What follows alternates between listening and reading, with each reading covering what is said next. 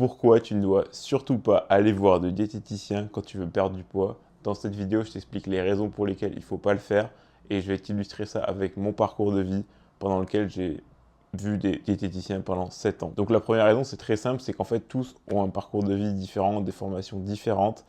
Moi par exemple, j'en ai vu 4 différents et tous ne m'ont pas dit la même chose alors que j'avais le même problème, c'est-à-dire un problème de surpoids.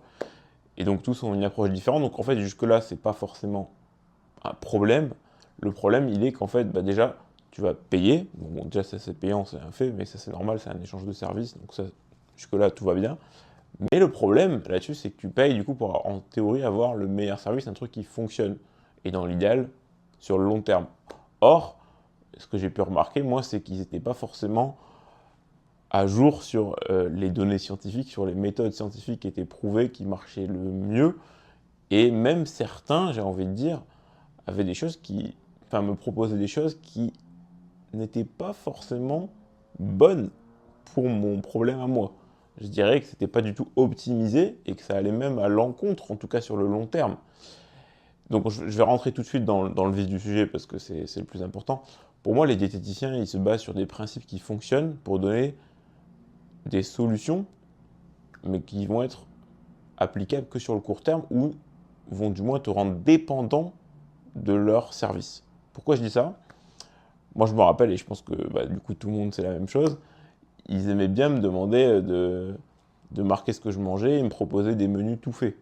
Donc, en fait, ces menus-là, ils les font basés sur des principes. Le principe, évidemment, de déficit calorique, de mettre des protéines plus que des lipides, etc. Bon, ça, voilà, je ne vais pas rentrer dans les détails, c'est pas le but de cette vidéo. Mais du coup, toi, tu es là, on te donne un menu, pendant une semaine, tu le respectes à la lettre, évidemment que tu vas perdre du poids parce que tu vas manger moins de calories que ce que tu vas dépenser. Le problème, c'est qu'en général, tu ne comprends pas forcément le fondement qu'il y a derrière ce menu.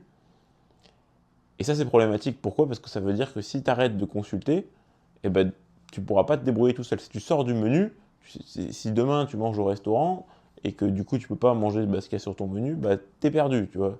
Alors j'imagine que ce n'est pas tous les diététiciens qui sont pareils. D'ailleurs, je ne m'adresse pas à tous les diététiciens.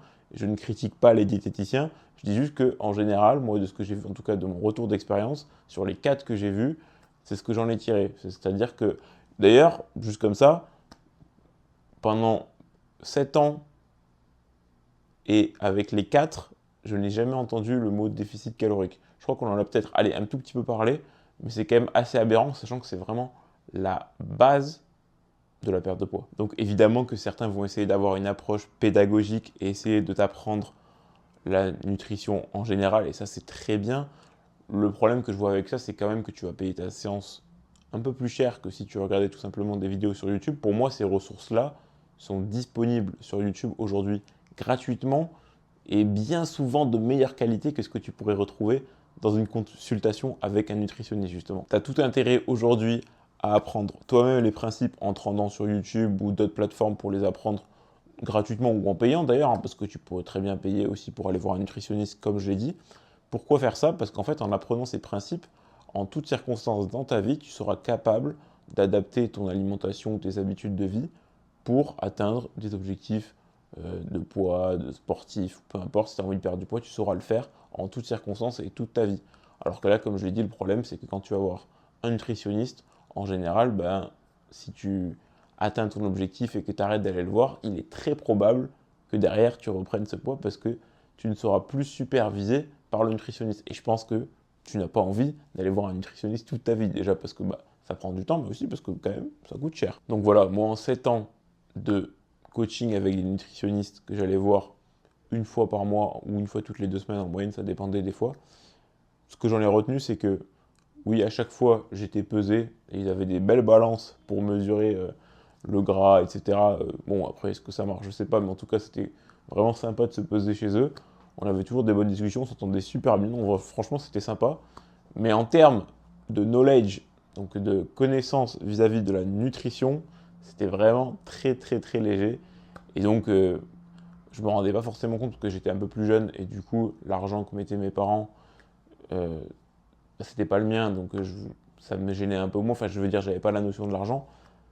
Alors qu'aujourd'hui, franchement, ça me ferait chier de mettre 50 balles pour une demi-heure, voire 1 heure d'une prestation où oui, je me fais peser, mais j'apprends pas grand-chose et il n'y a pas énormément de résultats. Alors qu'aujourd'hui, je le vois quand je vais sur YouTube ou quoi, c'est gratuit, ou même si je devais payer une formation ou je ne sais quoi, un coaching, hein, un coaching avec un vrai coach que je trouverais en ligne et que je choisirais parce que je le trouverais crédible, mais alors là, je le fais tous les jours et c'est bien moins cher sur le long terme. Il m'apprend les principes fondamentaux que je pourrais appliquer toute ma vie.